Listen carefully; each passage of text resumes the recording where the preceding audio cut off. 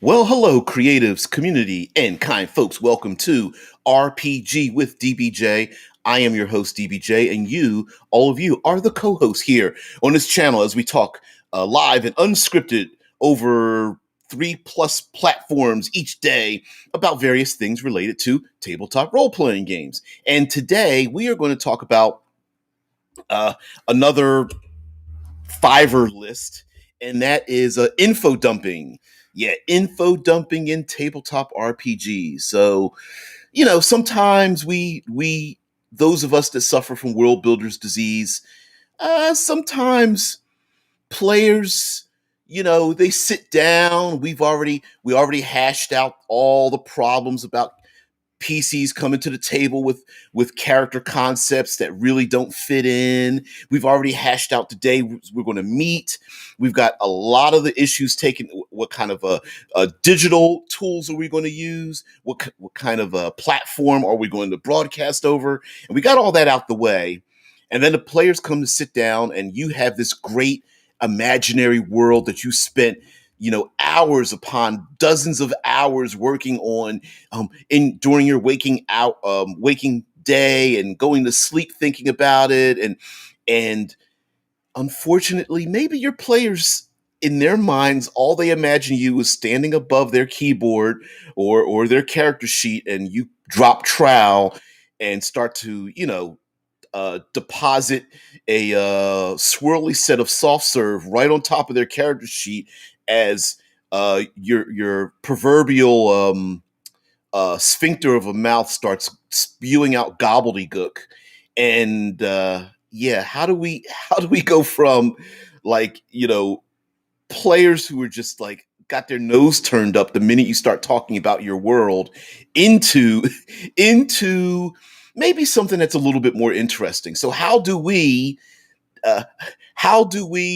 relate, a ton of information about a fictional world when in our own real world, we kind of, a lot of people, their eyes glaze over when they start looking at history and facts and all that kind of stuff. Yeah. Info dumping. Yes.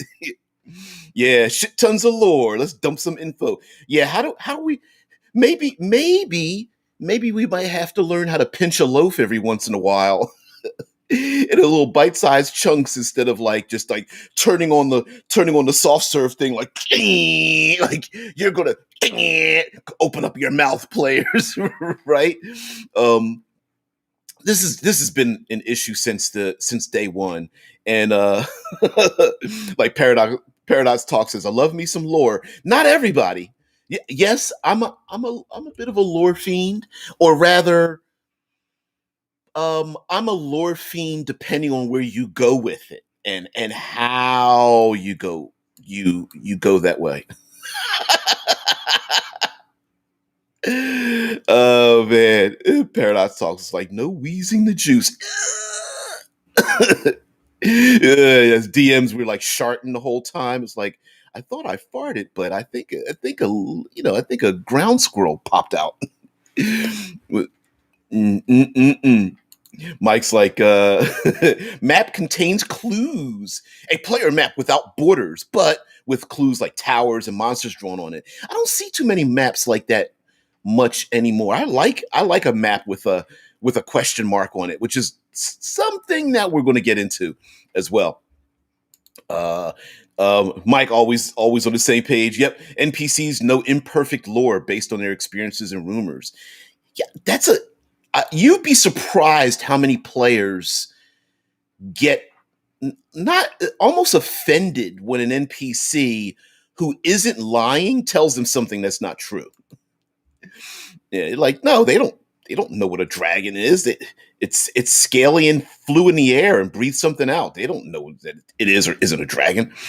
Red Dice Diary says, I'm more a fan of hints and clues rather than just the massive dump. I don't think any of us are real fans of of scatological or lore based dumping, which is, yeah, I maybe I shouldn't have made too many references to bathroom activities, to the restroom, whatnot. But it is it the two do have a parallel in some ways.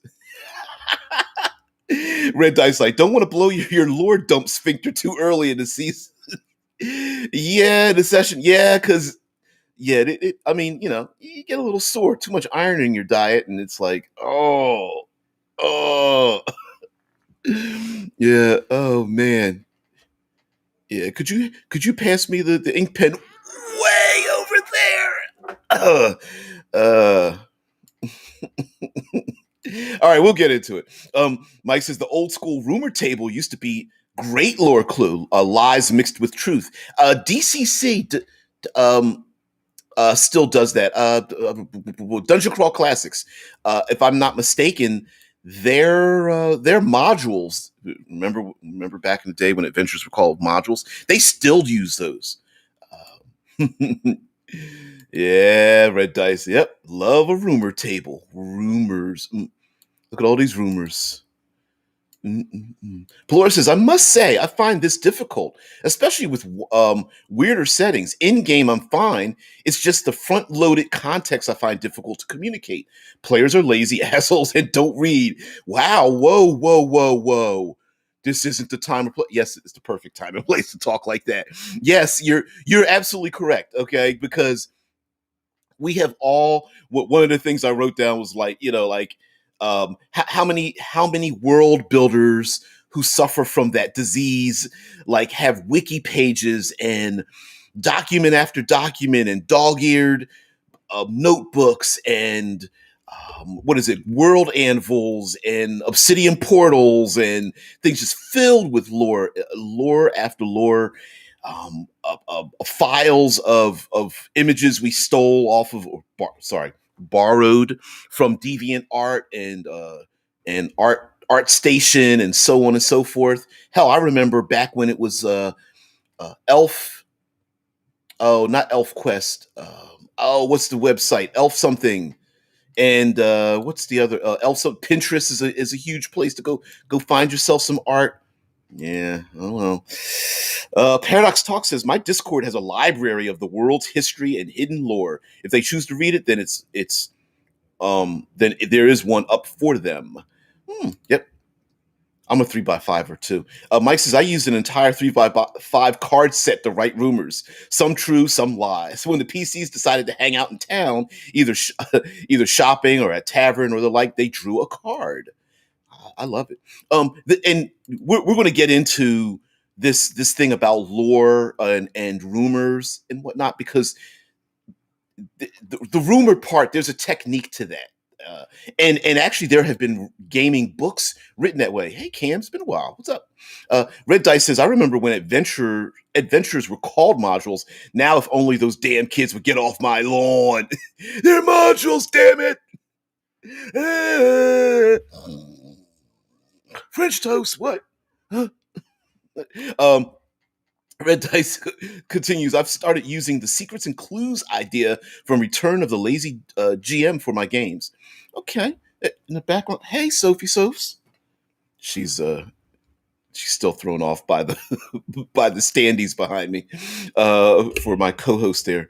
Now, okay, so let's get into some honorable mentions, and then I'll get into what I think are some 5 ways to info dump. If you notice a lot of the titles, I never put top 5 because I don't know if they're the best. I just know these are ways I think about it. So I'm going to get into some honorable mentions first, because sometimes we contextually and semantically don't answer the question. We walk around the corner to try to solve the problem instead of actually answering the question. Yeah. JP is like, wow, that's a clickbait of a title. Did you get to the part where you flush it all down the drain?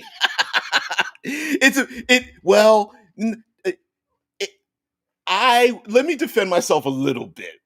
Not quite clickbait if the info for the click isn't really in the subject matter, because we really are talking about the thing. Yes, it's bait, but it's not quite, because we really are going to talk about it. Okay, so the question is, to answer the question, is the players do not have the information, but we do. We, as the dungeon master, the game master, have all the information about the world, and the players do not. The reason why I say we're going to answer that question is because the honorable mention here, before we really get into it, is a lot of people will say, do your world building with your players. Get put off offload as much of that work so they have to. I don't think it's really humanly possible to have somebody else go to the bathroom for you. But if you have to make too much of a dump, like why put all that pressure on yourself? That actually just sounds pretty bad. Ooh. Anyway, ask your players, and this can be well ahead of time. Hey, cleric, what is the you want to be a religious character? What is this religion like? How do you dress? What's the dogma? What are some of the behaviors? What are the punishments? What are your enemies? All that kind of stuff. Yes, you can. Don't do all the work yourself. Foist this over to your other players. Give them the option to, decide what is that valley community like. You want it to be an assassin. What are the dark machinations hiding in the underbelly of in the underworld like, or something, and offload that to your players. Even going all so far as to, there are plenty of dungeon masters that when a player walks into a city, the dungeon master will ask all the players at the table, what do you see? What does it smell like? What do you hear? What are some of the people dressed like? What are some of the languages they're speaking? And ask the players literally straight up what's going on.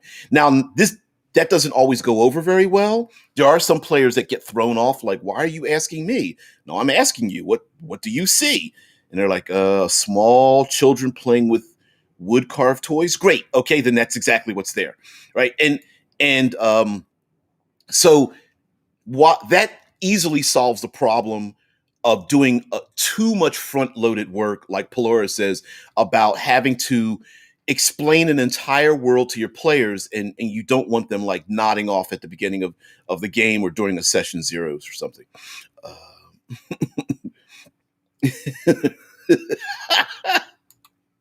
Red Dice is like, if the lore dump's too big, time to get the stick out. Yeah, you don't want to use the stick. You might want to use something sanitized, but okay, whatever. If that's what floats your boat. Mike Gould says, I invite players to world build with me. They are welcome to invent cultures, religions, gods, and I'll even homebrew lineages with them. I'll call out to the table for some names as well. And absolutely, hell, just you can even give homework to your players. Hey guys, come to the table with 3 names, 3 physical descriptions, 3 personality types, and then you could mix and match them from the players. Like, hey, player A, give me a name. Player B, give me a physical description. Player C, give me a personality trait, and that becomes a new NPC. Yes, you can absolutely do that. But the question is, the players don't know anything, and we need to give them information. So, and as of course you guys are co-hosts, you're all brilliant and ahead of me. But one of the things, and you know me, I like to find out some kind of general terminology we can all associate with, like we can come to the same to the table with. And like JP says about the a bit of a clickbait title. Yeah, it is. Going to that, like how do we get into this info dumping thing? One of the things I think is learning, and this is a difficult one, so I'll start out with the most difficult one. Giving information to the players with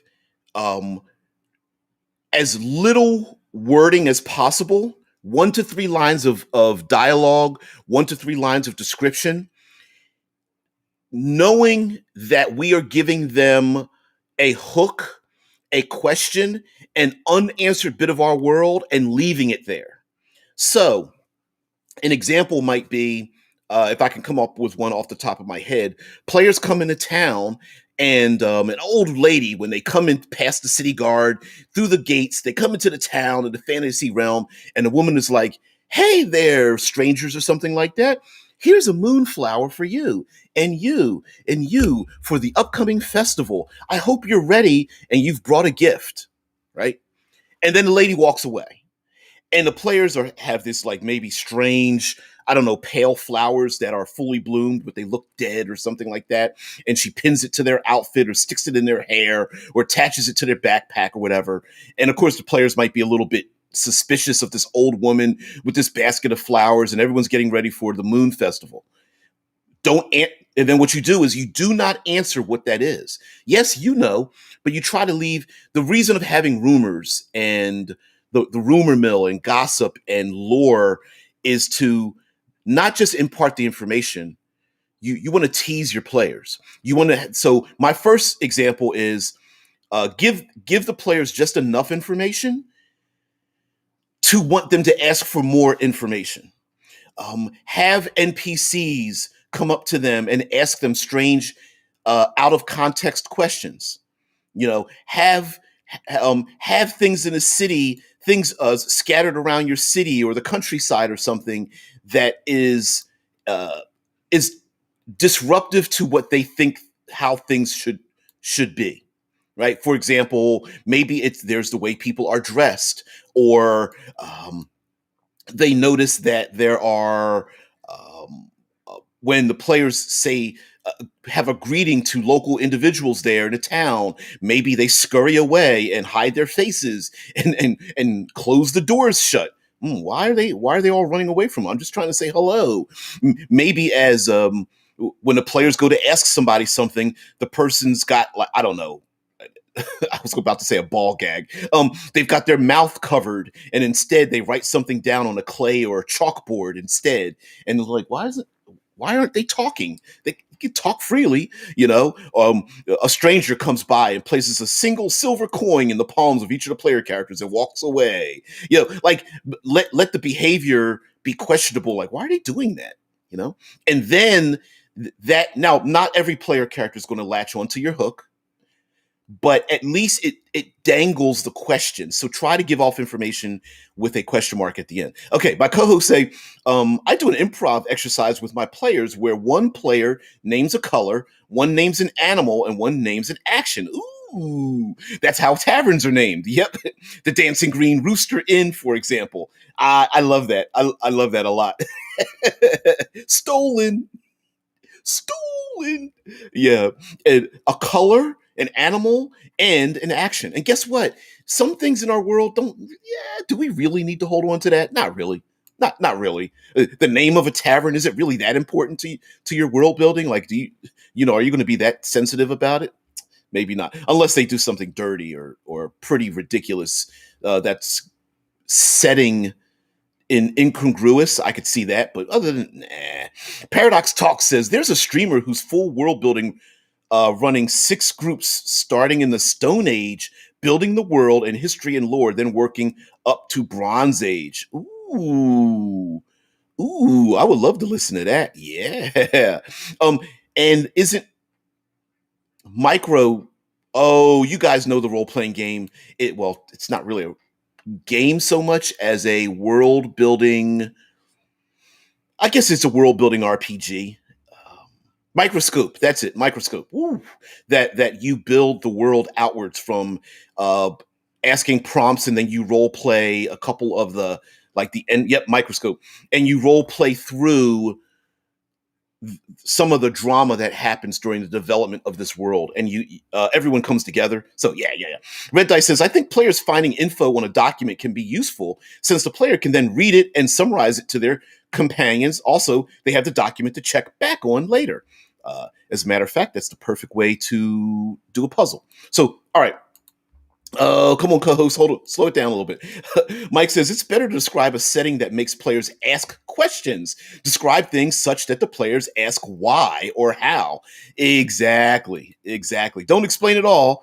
Leave it dangling out there. Mike says, continues, if the players walk into town and half the town is burned to the ground and no one is rebuilding it, the players will wonder why, how, and when. If players see a statue in the center of town that's chained to the ground, players will inquire. Yep. Create create scenes or objects that create curiosity. And part of one of the I'm gonna get back to you, Paradox Talks. Please, if you can remember, I know you're not allowed to put in links, but please put in the title of that for just for my own curiosity. So one of the yeah, I'm with Dead Man. I'm like, who? What's the name of the streamer? Yeah, put it in there. We will wait. No. But seriously, one of the keys to like how do you make questions for player characters is to describe the world, um, describe the world in motion, right? So Mike brings up the fact that they come to town and half the town's burned down and no one's fixing anything.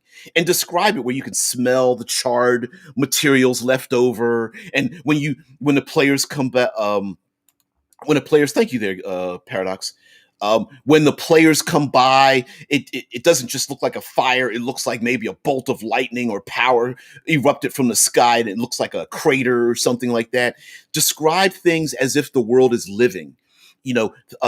Make the world in media res for your player characters. Things happen when if the players weren't there, would this thing have happened? Of course. And maybe there's something in the middle of it.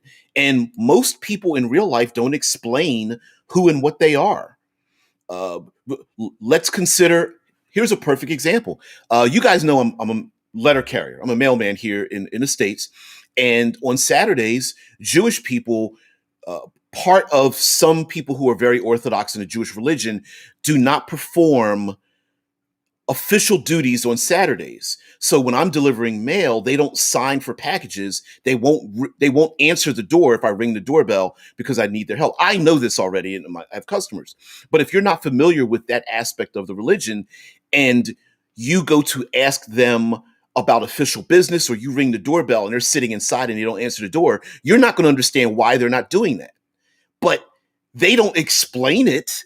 That's just part of their life. And in the quote unquote real world, the verisimilitude of your world, when people are walking around with shrouds over their heads, or the left hand is painted red, or people are handing out flowers, or they're wearing hats and small birds are coming down onto the hats to grab material off of it to go build nests, and people are wearing these weird hats. They're not going to tell you exactly what it is. They already know what it is. And you're the stranger, you're the one that's the outsider, not them. So describing the world without context, strangely enough, is pretty good. Okay, so let's get into the second one. Sorry. Red Dice Diary says an idea I first saw in Dungeon World, where, to use the chained statue example, when PCs ask, why does it have chains on it? Turning it over to the players is saying, why do you think it has them? Yeah, especially if you're not attached. Listen, there are some world builders who, have a lot of symptoms from the world builder's disease. And one of those symptoms is they don't like to give up their darlings to other people. Don't touch it. Be sensitive. Put the pieces back. So, yeah. Uh, Thank you, and thank you very much, Dead Man, for evening that out for me, please. Mike says the living world is how I run things. The player characters have levels. The world does not. The example I use is sharks do not care what level you are when you go swimming. T-shirt. Yeah. Oh yeah. Okay. Yeah. Precious world syndrome. Yeah. Hell's yes. Precious world syndrome. Don't touch my world. That's so weird, but yeah, we do suffer from that. Okay.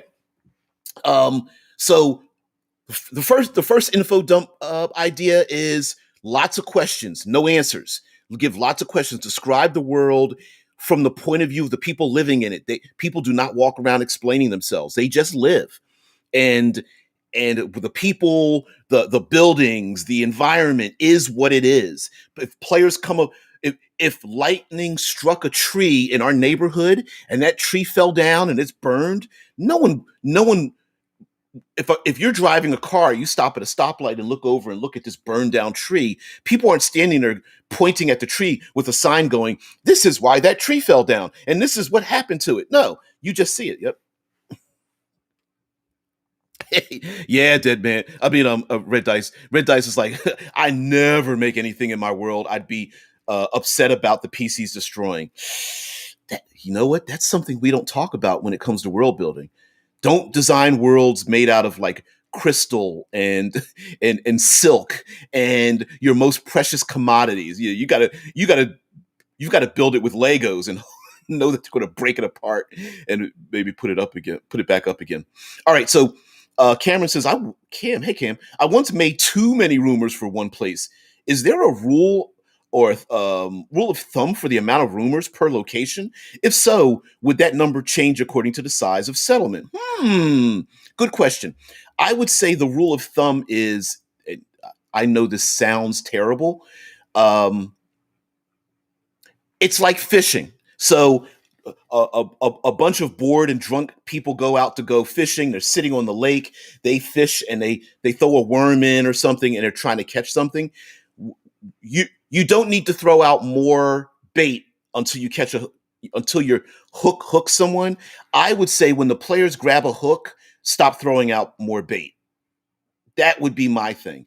So if you only have to throw out 2 or 3 hooks before a player gets their lip caught like and they get caught for the hook, why is the statue chained down? I want to go back to the statue question.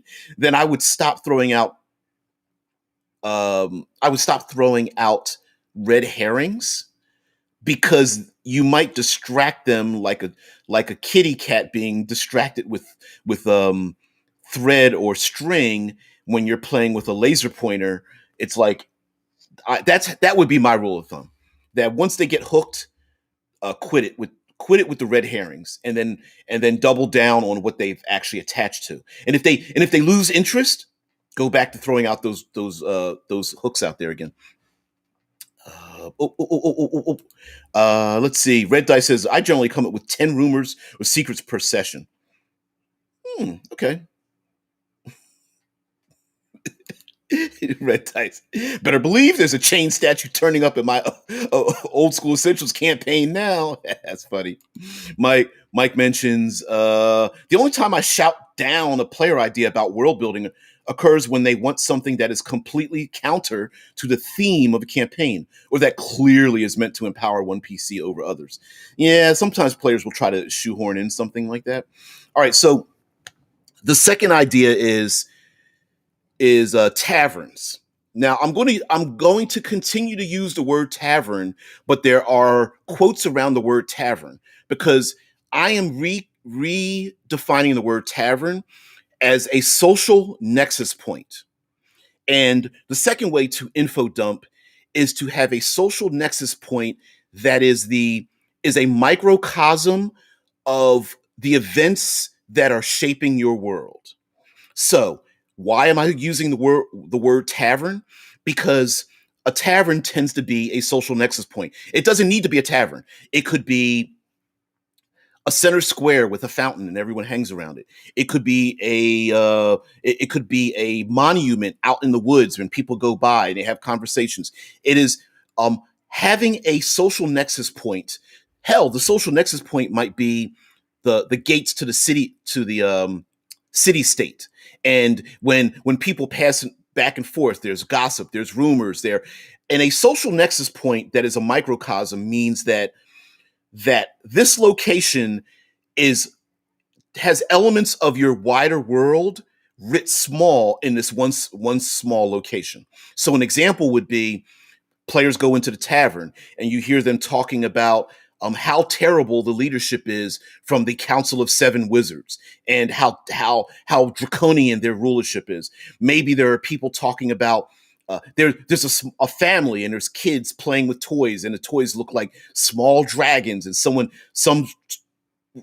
a local comes up to the kids and is like, they shouldn't be playing with that. That's a serious thing. You know how many people were killed by dragons, this last season alone, or whatever, things like that. So a social nexus point that is a microcosm, again, using the word tavern, is another way to info dump. In other words, it's a place where when players want to understand how the world moves and shakes, that's where they can go to get that information very quickly. And if they want to get rumors and there's secrets and there's what are some other words? Scuttlebutt. there's gossip. There's you want them to eavesdrop. If you as as the dungeon master or game master want to dump some information on them and have a logical reason why someone would be loose-lipped about a sensitive piece of information, taverns work pretty well, especially with people that are drunk, they're angry, they're tired, they are, maybe it's a safe place to have divergent factions have conflict with each other, that kind of thing. Yep. So a social nexus point, I think, is a great idea to have in your world. And again, it doesn't need to be a tavern. Whether it's the docks, players get off a sailing ship and there's a bunch of ships and people are unloading and loading and unloading goods and things like that. Maybe there are people on the docks selling small trinkets, and there are guards, and there are people applying tariffs and whatnot. And when the players are standing on the docks, guess what? There's lots of rumors and loved ones waiting for their significant others to get off the ships after long months and whatnot. And that might be the social nexus point of your campaign. Maybe those sailing ship half orcs and orcs are disgorging off of a boat, and other people are sneering at them, or maybe even happy that they came back with ill-gotten gains or something, and the players are like, wonder where they got all that gold from that they're taking off of that ship, or maybe people were lost at sea and they come back and they have dead look in their eyes, and that's a piece of information the players may need. Maybe people came back from a religious pilgrimage, and all these people are intermingling in one location. Mike says, so now I actually see a scene where village elders are fishing off a dock, but they only use grasshoppers as bait. When a player pulls up and tries to bait with a worm, an elder slaps it away. Ooh. Why? I don't know. Maybe we don't know why. Mike goes on to say, that boy wants to use a damn worm, Harold. You see that? I did, Greg, I did. Damn fool. Ain't no one round here use a worm for bait since 22. Nope, we all use grasshoppers for a reason. Exactly. And the player characters are like, what? What? They're not going to explain that. Not really. I mean, sure, they might even be annoyed that they'd even have to explain something like that. But Mike Gould says, have a place where people play chess in the park. Yep. Absolutely. My old hometown, Philadelphia, Love Park. Play chess and skateboard. Anyway, have a place where people play chess in the park, or an adventurers guild where parties find jobs, or if you have an adult group, a brothel run by the Thieves Guild. Absolutely. Rumors can be found anywhere. Yep, bathhouses, tea houses, maybe a theater in the park, and people come there to sit in the park and have like picnics and go on walks around the place. Maybe there's I guess you could call it like a what is it? Hedge maze, where the foliage is cut into like a garden, so you have these like nooks and crannies where people can have private conversations, and then these larger areas where groups can gather together or something. Yep. Pelora says, hey P, it's one of the things I like about Demolition Man. Okay. The whole thing about the 3 seashells instead of toilet paper. It doesn't actually need an answer to how it's used. I think some people have actually tried to answer that one. Oh man, about the 3 shells, and they just keep laughing at them. Yep. Next they'll tell us they don't.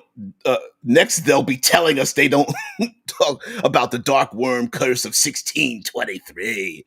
Oh yeah, I remember the dark worm curse. Yeah, a tea house filled with halfling grannies who bake cupcakes and all they do is gossip. Rumor City. Hell yes. Hell's yes. I had that in the game. It was I think it was like a halfling pastry baker lady that her mere presence of having a bakery kept the orcs and the hobgoblins and the bugbears passive, because they would come into town and wait outside her bakery for the pastries, and they would fight each other. They'd stand in line. She'd get mad and like smack them on the back of the hand, literally like 1/2 to 1/3 their size, and they would be like cowed backwards, like, "Oh, I'm sorry." And she's like, "Now you're gonna wait here and you be nice." And she'd go in and start her pastries baking, and they would just sit down on the ground and wait. Yeah. It was pretty hilarious. Paradox Talk says, "I still want to know how to use the damn shells to this day." And think how funny that is. To this day, we all understand the Demolition Man question, right? It kind of works, doesn't it? To be honest, why would we remember that from that movie? Are there that many other things in that movie we remember? Except for the franchise wars, I think, from and Taco Bell one. That's the only other thing I remember. Mike says, you can't enter the tea house without a fancy hat. Now the half-orc barbarian has to wear a big hat with flowers to gather rumors. Exactly. Heck, even like entering a bathhouse, you have to get undressed, and there's a sauna, and people are sitting around, naked and half naked, soaking in hot water and getting massages and all that kind of stuff. I mean, there's certain rules and regs in terms of things. So yeah, not being able to enter the tea house except with a fancy hat makes a lot of sense. Okay, so we've got two. We've got the social nexus, the tavern. We have ourselves a living world dropping information without context, and we have three more. I guess you could call this three more, and that would be environment, because we're getting a little running a little late here. So we have environment, monsters and adversaries, and that comes from role playing, and background rewards. Okay, so what do I mean by environment? The environment is, and we hinted on this, the statue chained down, the uh, the idea that the players come across things that are incongruous to what they're normally expecting. It's snowing, but it's hot. The ground is starting to shake. They smell something in the air, using all of the senses so that, much like smelling fresh baked pastries and wondering in real life, right? You're smelling fresh baked pastries and wondering where that smell came from and being triggered by it, wanting to follow the sound, the smell, the direction of a thing. That can also give a lot of information, and it also can put a lot of question marks. What I mean, to be more specific, describing a melodic sound, or people singing and it sounds sweet, or hearing screams, or hearing the thrashing of something, and not describing the context to it, can really throw out a hook to your players to get them to want to ask more questions. For example, and the environment can be people who are not saying things to the player characters. Again, with the behavior, at a specific time of the day, everyone stops and starts closing things down. They take a blue scarf, they put it around their neck, and they walk away. Again, this is it. Essentially, this is the same thing about dropping clues. One of the clues can be talking with people and role playing. The other clue can be just behaviors and the environment itself. Maybe it starts to get colder. Maybe they see dark clouds on the horizon. The high tide and white capped waves start growing further and further. Maybe they smell ozone or fire or smoke or fragrant flowers, or things like that. Animals start acting strange around them. Just use all the senses, other than sight, smell, taste, vibration, even, and a third sense. Not third. Wow, a sixth sense is also possible, which I'm going to relate this to. Go over to my fifth one, which is background rewards. A background reward is, this gets around the idea of having to roll dice to achieve something. Use the player's backgrounds as a reward for that player having information that nobody else has. And you don't even have to roll dice. Just here's my example. You come upon the dead bodies in the dark alley. Hey, fighter, who has a 10 intelligence and no knowledge skills.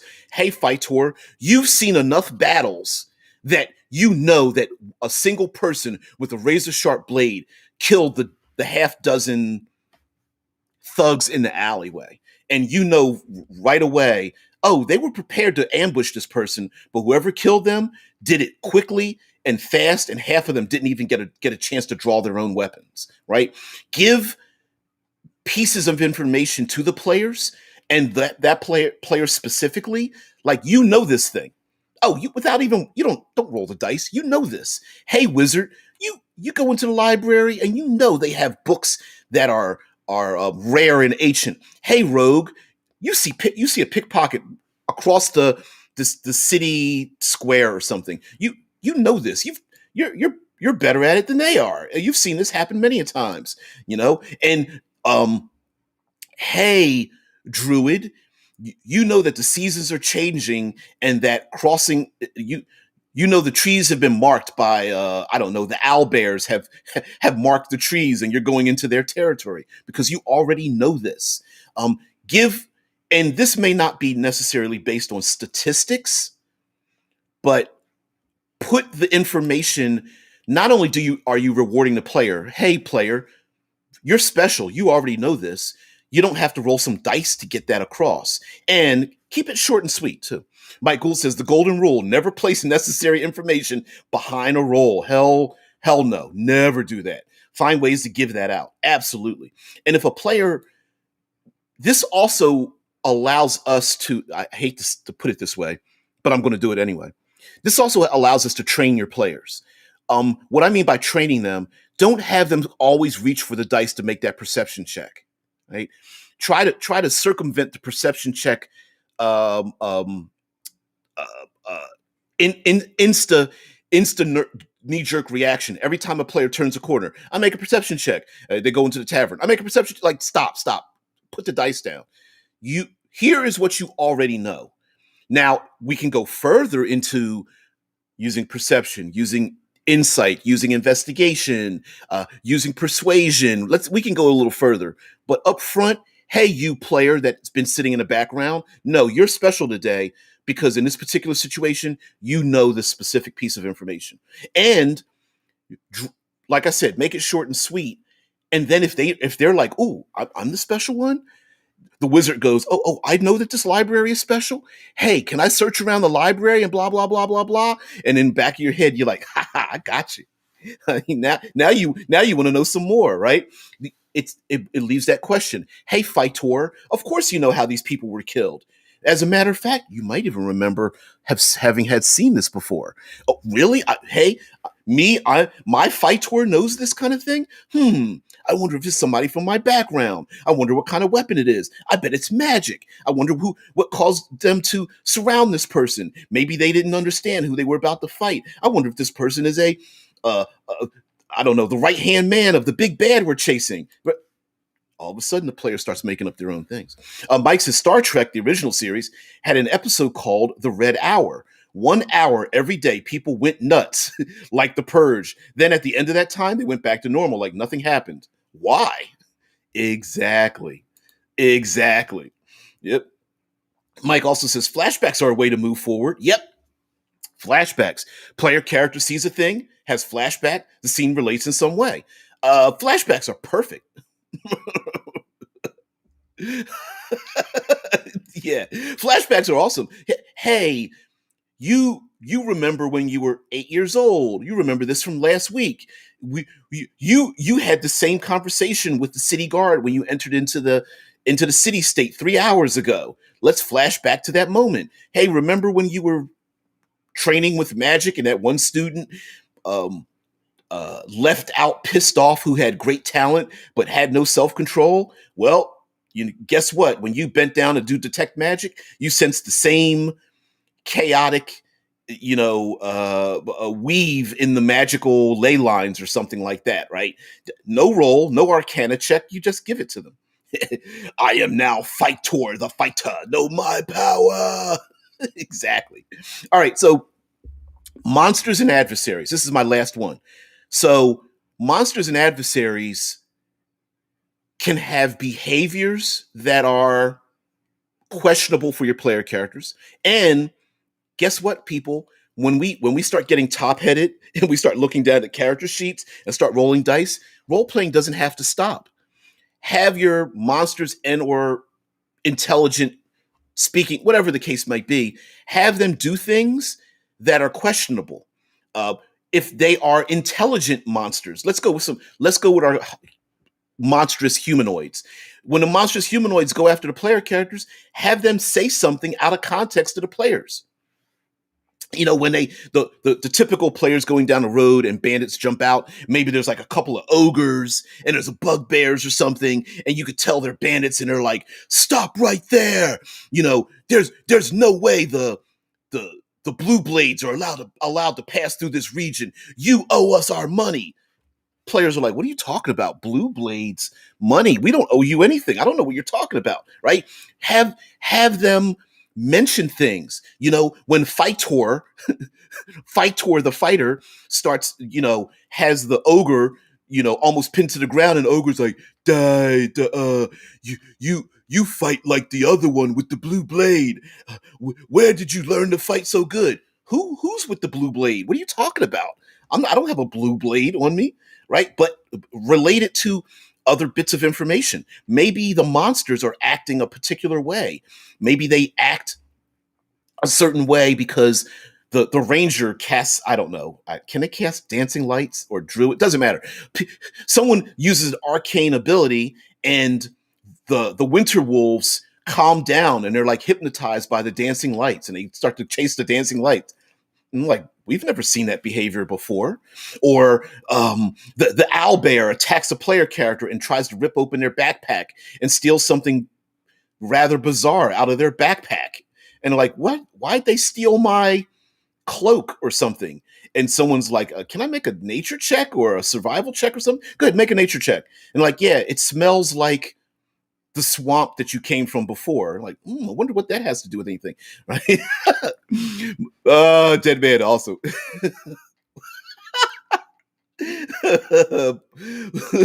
Dead man says the adventuring party is Fightor, Wizard, and Druid.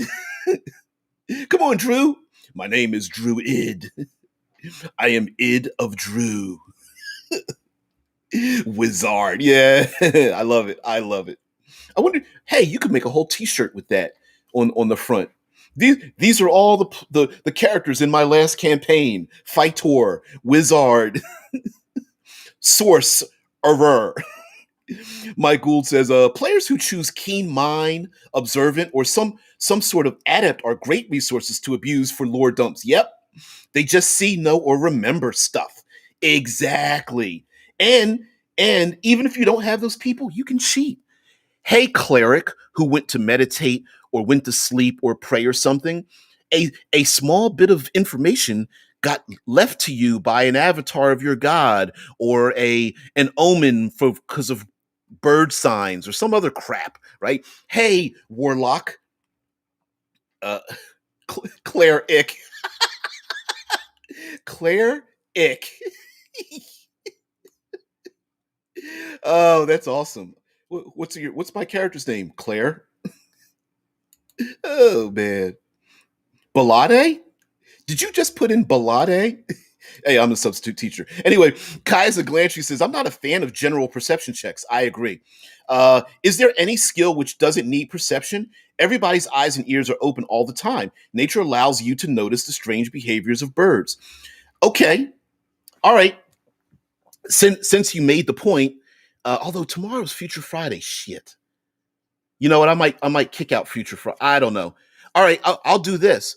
How about five ways we shouldn't be using perception the way we do, or maybe five other skills that I know I'm using it's clickbaity title, but maybe five other skills more important than perception, or maybe we're just I think we are misusing perception because it overrides other skills that are more necessary. For example, maybe perception allows us to see activity in an alley, but investigation allows us to know that someone's getting robbed in that alley. Because too often everybody piles on the perception thing, and I believe it's like overpowered. Mike says, I also love misinterpretation of spellings. The English language is hard to learn for a reason. Yep. So when I say that Atherol, the white blade resides within. It's not the white blade, it's the white blade. Yeah. It's not the white WHITE blade, it's the white blade, WIGHT. Yeah. Oh man. The Isle of Wight. Yeah. Vampanoy says, I sometimes use insight instead of perception for a vibe check. This place just feels wrong. Exactly. And I think I I I have zero problem with, and maybe again, kind of like the alignment fight. I don't think there's anything wrong with it. I think sometimes it's our abuse of the thing. Maybe perception, maybe we should just stop using perception as the default. Nature, it's not perception, it's a nature check that you noticed a thing is a certain way. It's an investigation check, it's an insight check, it's a, yep, like Mike Gould says, insight is the skill for a vibe check. Exactly. And sometimes I think the default of I make a perception check, maybe we should just be like, no, tell me what you're doing first. Right? Now to go back to what Caius mentioned, something that we forget about the game is that perception isn't perception is not the only passive skill. Actually, it states that all skills are passive, which goes back to the don't make a die roll. Maybe the person is just professional enough to know the thing. Red dice, yeah, old school. Old school, yeah. I just have the PCs roll a d6. Old school. Yep. Even Mike says insight, perception, investigation, nature, history, religion, survival, all information gathering mechanics. And by the rules of fifth edition, they're all passive as well. Every skill is passive, which is the mechanical way of saying don't, like Mike mentioned before, don't lock important information behind a die roll. Because long story short, they're going to miss the die roll. And either A, you're going to have the special moment for the person who should have made the die roll disappears because everybody piles on the rabbit, or they don't get the information at all, which locks them behind a door that you didn't intend. So when Fightor notices something in forensics, is that a medicine check? Well, A, they may not have it, but B, it's a reward for their background. Does the wizard really need to make an arcana check to notice that a thing you wanted to give them in the first place when they use detect magic and notice that the chaotic weave is exactly related to something that happened to their background when they were in the wizard school 37 years ago? Like, why lock that behind something? Yeah, Pelora mentions the important information behind a die roll is like locking the door on the critical path. Absolutely. Also, here's another great one. Don't specify specific information for specific NPCs. That's why, if you've ever noticed in a lot of those adventure modules, paths, that they have a list, they have a table of rumors and gossip and lore. The table is there so that you can mix and match that information with various NPCs. So just because the baker happens to be the place where the PCs love to go, don't say, oh, they must specifically go to the baker to get the key to unlock the basement door. Have the key, have the information about what's in the basement, and then use that when the players are, maybe they get distracted and they want to go to the blacksmith. Maybe the blacksmith instead has that key and knows what's in that basement, or maybe they have a rumor about what's in the basement or something like that. Red Dice says, passive perception is one of my favorite things in 5e. I sort of use it in OSE or Old School Essentials in my notes. I just say that the perceptive PC will notice stuff. Well, I've done that long before 5th edition called it passive perception. I just call it professionalism. Your character knows a thing because of reasons, right? Your character notices a thing because they're a criminal. And of course you notice other criminals. Your Fightor the fighter notices a thing because of course they're a professional fighter. Your wizard knows a thing because of course they've been studying and they know magic or something like that. Yep. Like Mufa mentions, sorry, Mufa. I skipped past your comment. Since your character is from the Eastern Ruadi, you would recognize the emblem on the priest's robes. Exactly. And we've been doing this for, well, right now, I guess it would be generations. I've been doing it for like 40 years. It never had a mechanical element to it. It was just like, I don't want the game to stop. Come on, let's keep moving. Mufa says, I try to give players a variety of skills to gain information. Identifying a ship could be a warfare knowledge roll or a piloting. Sometimes a character's background determines if they even roll in the first place. Yep. Absolutely. Mike says, Michael Caine movie without a clue, okay, Sherlock Holmes spoof, defined the difference between seeing, perception, and observing, investigation. Exactly. Yes, you notice that there is nefarious things going on in the alley, but you must investigate to figure out exactly what it is, right? You notice two people handing something, their hands are mixing, like they're passing some information. You have to use investigation as to, oh, someone's passing folded bills and exchanging it for drugs, right? That kind of thing. Long story short, seeing is noticing a house has windows. Observing is knowing how many windows there are. Exactly. Vampanoid, roll to 40 perception. What do I see? You see God sitting around a table eating pizza, deciding your lives over games of dice. Roll on madness table as you have witnessed forbidden knowledge. Exactly. No, I see myself. I see my own character sheet. Exactly. Actually, perception might actually work. A 40 perception could work against you. You notice everything, but you have no context to divide what's important and what's not. Yeah. Yeah. Also, perception also has to deal with our senses. Maybe that elf with the higher perception smells things a lot more, or sees things in a different spectrum of light, or has a greater sense of air motion and vibration or something. That could be something else. And you could even relate it to things like weather changes, um, environmental changes. Let's see, um, a changing of crime in an area. You know, there's a lot less pickpockets. I wonder why. Maybe it's the city guard is having more. There are more patrols, or a new crime lord must have taken over because the local criminals are not wearing a red pinky ring any longer, or something like that. Pelora says random bits of information can let you pretend you are foreshadowing. You don't remember foreshadowing until it becomes realized. Yeah. Yeah. Fake it till you make it, right? Yeah. Just to focus on what Pelora is mentioning, you sometimes we don't even know what the hook is. We're just giving out little bits of information, and later on, it's also called a callback.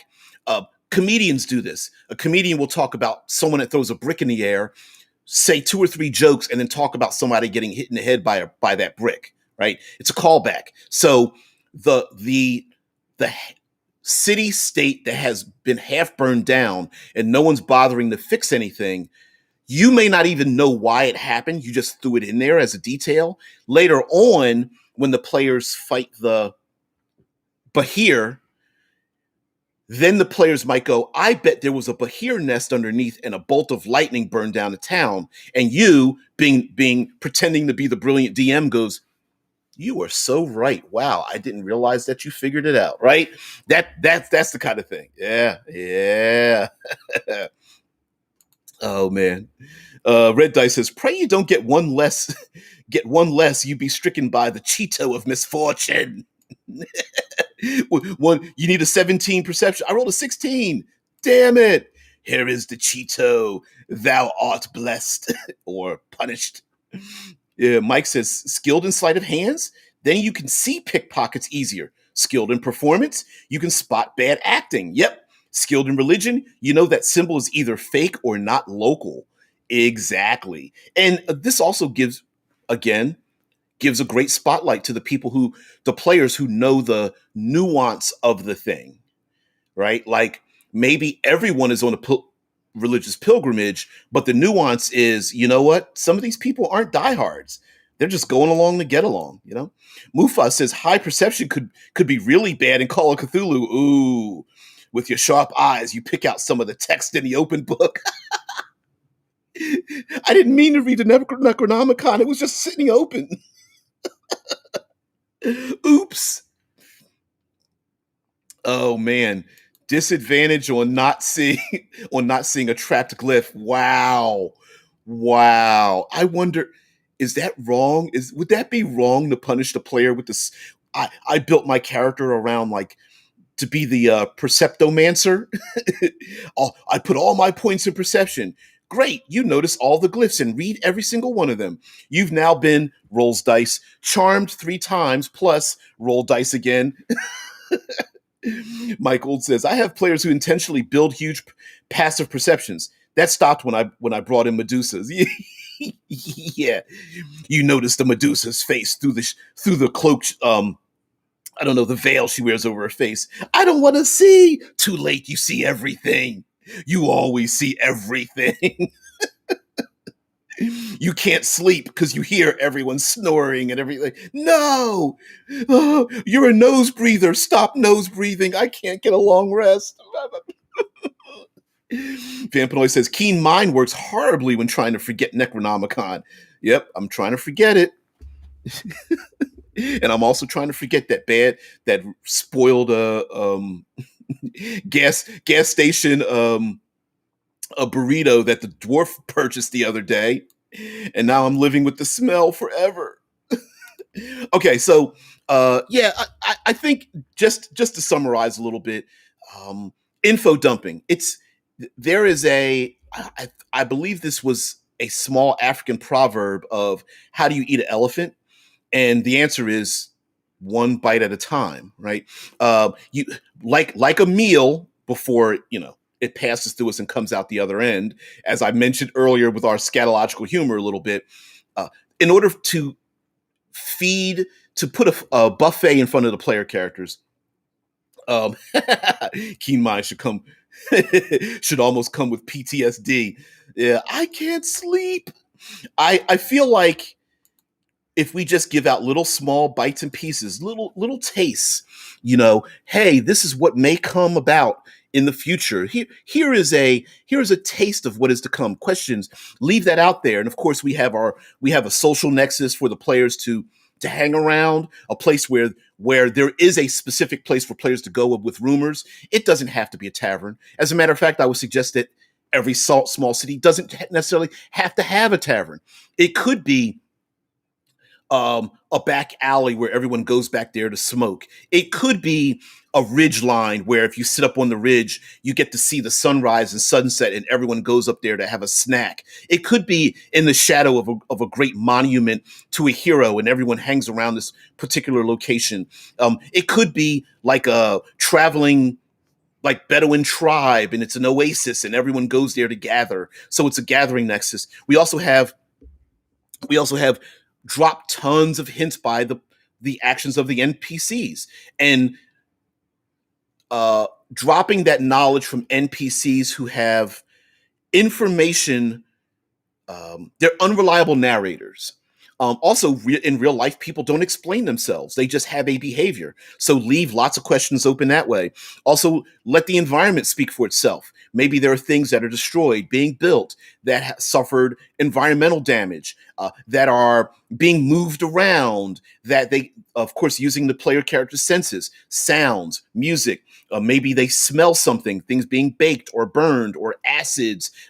They hear screams or animals or whatnot. Your monsters and adversaries, role play them out when they are having particular interactions with the PCs, right? Let the enemy say or do something that reveals a bit of information before the players become sociopaths, capture a goblin, and want to torture them for information. Have that information come out in the battle. You fight like a demon. There's a faction of I don't know, the Red Banners or something, and you fight just like them. Are you in league with the Red Banners or something? And I was like, the Red Banners, I don't know who they are. you know Yeah. Like Vampanoid mentions, kids reciting a rhyme that sounds insidious, like ashes, ashes, we all fall down. Of course, it has to be done with a like slightly monotone, with a little bit of a hint of like an echo in the background. And of course, the kids are like skipping along in front of like an old abandoned house because the person that used to live there murdered like a bunch of people down in the basement and stuffed their bodies into a into the heater in the basement. And they're doing it in slow motion. Not that I know anything about that, but yeah. Unreliable narrators. Yep, Mike says unreliable narrators are great. Consider visions, prophecies, and the like. Yep, oracles. Symbolism and interpretation can guide a whole campaign. And listen, we are unreliable narrators. Yep, kids. That's what we call a callback. Like Pelora says, yeah, because we're more brilliant than we think we are. The kids are skipping around a chained statue. So, okay. All right, y'all. For people who've lasted this long in the show, why the chained statue? Why would kids be skipping around it? Why is half the city burned down? Why? Why? What are these questions? How would you answer them? And lastly, hey, player characters, do us a favor as dungeon masters. Speak the hell up. Daisy chains. Yep. Remember the old thing with the daisy chain where the kids skip in and out and they're doing the daisy chains around it? Would would the statue lift up in the? Does it activate at a certain time? Is this an homage to something that happened in the past? An evil big bad evil guy that's been chained up but then released? Who knows, right? So that's where the story comes in, and we love that thing. So yeah, I know. Hey, these are going to be about 2 weeks of clickbaity titles. I know everybody gets all like flustered, like JP mentioned, like with the top 10, 8 best. Although you'll notice that I never use best, perfect, appropriate. I didn't do that. Most of it is just like mine, and I have to put a number next to it. We get triggered by numbers, don't we? And we always want to go harumph. They picked top 10. I wanted to see if their list matches my list, even though it doesn't really matter. Uh, like my like as if my opinion makes me an expert on something. It's so weird where how we get triggered by things like that. But yeah, absolutely. Guys, have a great one. I will see thee tomorrow. Should I do Future Friday and then go back in? Yeah, we'll do. Yeah. I know every top 10 list, every top 10 best list is a triggering event. Top 10 best. What is it? It's the channel. Watch Mojo, YouTube. Watch Mojo. Their entire series is based on things like that. Yeah. Yep. There we go. There's a callback. Remember, children, we don't use no worms round these parts here. Grasshoppers. Yep, grasshoppers. Kids are like, get away from me, old man. I'm using a worm. JP says, does DBJ's pinched loafs match my pinched loafs? I gotta click and find out. You need to pinch a loaf? Images inside. Hey, you want to check my OnlyFans page? I'm gonna post the link up here for all the loaf pinching. Please no. Oh my god. Could you imagine what would happen if during the show I was like, oh, and guys, please check out my OnlyFans page. Please subscribe to my OnlyFans. Yeah. Red Dice says, have a good one, everybody, and beware the red-eyed grasshopper. Yeah. A list of the top 10 best lists. Oh no. Oh no. Cam's like, I just threw up in my mouth a little bit. Hey guys, check out my OnlyFans. It's for role playing, not the type of role playing you're thinking about. Yeah. I'm not just a dungeon master here. I'm also a dungeon master elsewhere. Oh man. Ride eternal grasshopper. Oh shit. Oh shit. With the greatest respect, I don't want to imagine. I don't make enough money for that. Come on, everybody! Sign up for my Patreon, and once a month, you too will have images, at least 10 in your in your inbox, only for the special person. Soft serve. Yep, best desserts only flans. That's funny. Best desserts only flans. P P doesn't stand for play. Oh, that's so dirty. Oh man. All right, we're going to leave on that. Fight tour. Fight tour. Say goodbye. Fight tour. Wave. Guys, have a great one. I will see you tomorrow on Future Friday. By the way, here's a hint for Future Friday. We're going to talk about the best tech limits that we absolutely love. That's just a hint. Best tech limits we'll love. I don't know if that's going to be the title, but this will be something like that. So, guys, have a great one.